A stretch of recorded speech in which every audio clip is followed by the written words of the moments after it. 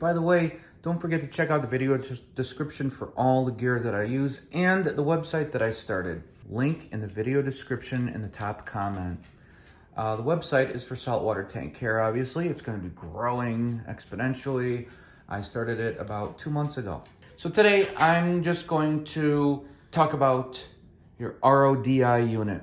And an RODI unit is what filters your water. Because in your house, you don't want to use tap water. This is geared more towards the saltwater aquarium hobbyist, beginner, because a lot of you guys, seasoned pros or intermediate saltwater aquarium people, already know this. There's 2 ways you can use saltwater in your aquarium at home. You can purchase saltwater pre-mixed from the Saltwater Reef store, or the Reef store, whatever you want to call it. You could also purchase fresh water, and then you can, from the Reef store, and you can add salt to it. You can buy salt in boxes and you can mix it yourself. I used to do that, but a lot of people were like, no, you got to get an RODI unit. And I thought it was always a hassle. You got to get a big Rubbermaid container and the water filters through the RODI unit. And what's an RODI unit? An RODI unit looks like this, and the water from your tap water filters through it, and an RODI unit purifies and filters out the water, okay? I'm gonna be replacing these filters. In the first chamber, we have like a large filter floss type thing. This isn't gonna be in the first chamber, and this is what's gonna capture the solids, anything that might be in your water, okay? After it goes through the first chamber, the water is gonna be filtered through. It's gonna go through a carbon block chamber, okay? I'm gonna replace this. I'll show you how to do it in a minute. It's really easy. You should do it at least once a year. I'm gonna start doing it every 6 months to make sure the water's pure, because if your water isn't completely pure, your tank's gonna suffer. You're gonna get algae growth and all that stuff. The key to a really good saltwater aquarium, one of the first things, is pure water. So after it flows through here to get rid of the solids, it's gonna flow through the second chamber, which is carbon, and the third chamber, which is more carbon, purifying your water. Carbon removes, all the, fluorides and chlorines and everything like that. So when I initially got my RODI unit, it had 3 chambers, but I purchased a 4th chamber to connect the outgoing hose that goes into the Rubbermaid bucket for pure water. I wanted one more layer of filtration, and that goes into a 4th canister that I bought. I'll show you that in a minute. And that's where the DI resin goes, all right? And this will remove the phosphates from your water. And as water travels through this over time, this is gonna change from like a nice blue to like a brown, and that's when you know you need to change it out. So even though you're filtering out the fluorides and all the bad stuff and the chlorine from your water, and it's pure water, you wanna have a last layer of filtration. It's important with this DI resin. All right, so here's my DI unit for water filtration. You can see some of the water's leaking out, that's fine. Okay, got it from Bulk Reef Supply. You can get them anywhere. Again, not getting paid to say this. It just so happens, I'm not loyal to any one company. I just get stuff when it's on sale. How it works is the water from your tap comes through little hoses like this, all right? The hose from your tap goes into here, which is leaking right now because I just disconnected it. Won't stop leaking, that's really bothering me. Anyway, whatever. It comes from your tap, flows through, gets rid of all the solids and all that stuff. This one doesn't look too bad, it looks kind of clean, but I'm gonna replace it anyway. Then after the water's filtered through the first chamber, it goes up into the carbon, gets filtered, and then the second carbon chamber gets filtered, and then technically it goes out into the large Rubbermaid container that you have to collect the water. But I have this 4th chamber that I purchased, which is where the DI resin is. So instead of going into the Rubbermaid container for fresh water, I've got this extra chamber for the DI resin. And you can see it's brown. Look at the bottom. It's light brown, dark brown. The top is all dark. It's time to change this out. And also on this, you've got your Tds meter that will show you, not now because it's not plugged in, it'll show you what your water is as far as, good water or not. You want it to be 0. You turn it on, you turn it to in, it's what the water is coming in, and it shows you how bad your water is. If you turn it to out, it'll show you what your meter reading is after filtered with the DI resin, and it should be 0 or incredibly close to it. Usually it's 0. But let's go ahead and change this stuff out. It's a pain to get these undone. You want to get one of these wrenches like so. It's always a pain in the ass. I always torque these down too much. Gotta stop doing that. Carefully unscrew the top.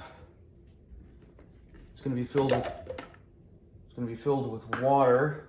I'm gonna take this guy out. Yeah, it's all brown. And then you just drop it right in.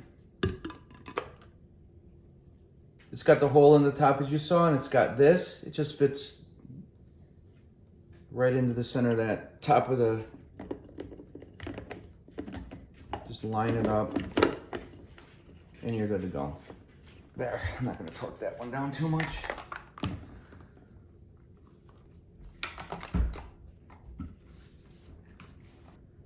Oh my God. I hate that. All right. Yeah, it's pretty clean. Not too yellow at all, but I'm gonna change it out anyway. Just gonna drop this in.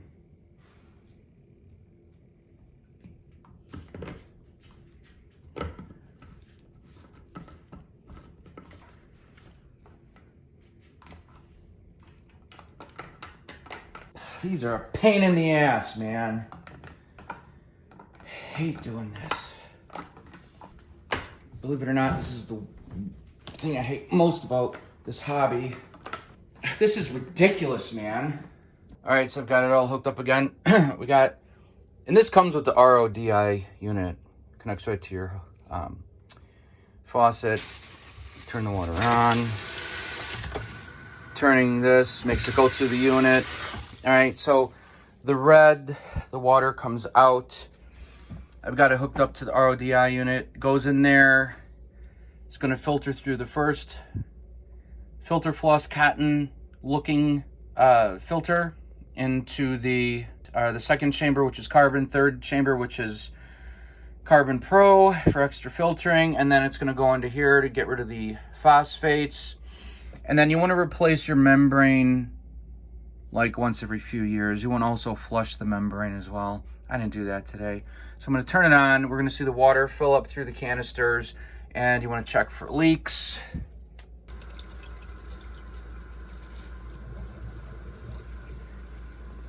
And I hope there's no leaks. I mean, it means you just didn't tighten the canisters down well enough, because if there's leaks, it's going to cause a problem.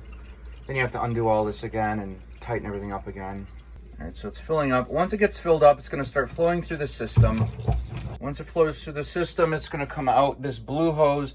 This is where your good water goes.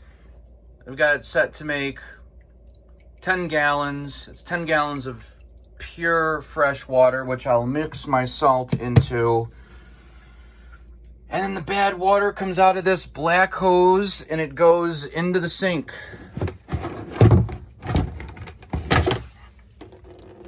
That's the bad water. A lot of people save it to water their plants. When I say bad water, I just mean it's any of the water that has metals or fluoride or chlorine in it.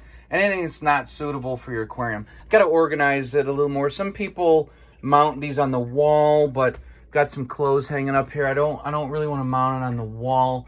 I suppose I could mount it up there, but I'm not gonna do that. On the floor is fine. I've always had it that way. All you need is space for this. At first I thought, I don't want this big thing in my house, you know, but you don't have to get in the car. You don't have to waste gas money. You don't have to drive to a REEF store. You don't have to pay for overpriced water, and then they can mix it. Not to mention, if they've got parasites in their water, if some guy's getting fish out of an aquarium, and most REEF stores have parasites in the water, and some kid comes in and is like, hey, can I get that, you know, clownfish? He's like, sure. So his hands touch the water. Then you come in, hey, I need some salt water. So then his hands, he's working with the stuff, and he's, you know, loading 5-gallon jugs of salt water, and he's touching the water. You could have parasites in your water. Everything is contained in the house, and you're in control. So you don't have to wait for the REEF store to open. If it's in the middle of the night and you need water, there's no emergency. I always have 10 gallons of fresh water at all times to top off my tank. As it evaporates, I add fresh water into it. But then weekly water change, I just simply add my salt mix and I'm ready to go. So do this once a year at least, maybe twice a year. Here, one last thing, now that it's hooked up, the TDS meter, you see how it's reading, it's on, and you see how it's reading 20. I've got it set to in, so this is the water coming into the unit from the house. That's 19, but this is before it goes into this. Now when I switch out, it means the water that's coming out. What is that registering? What is the water that's going out into this Rubbermaid container for my fresh water? How well is this thing doing its job? Let's see what the output looks like. 0. That's exactly what we want, okay? If this resin goes bad, like mine was brown, that's time to change it. Probably should have changed it a few months ago, which is probably one of the reasons why I had extra phosphates in my aquarium. But now I'm good to go. But out, that's what you want to be concerned with. You don't want it to be 1 or 2. You might think, oh, that number's low enough. No, it's got to be 0. Now we're getting completely pure water. All right, guys, thanks for watching. Subscribe, give it a like, give it a dislike, whatever you want. And don't forget to check out the website, saltwatertankcare.com. And I will see you in the next video.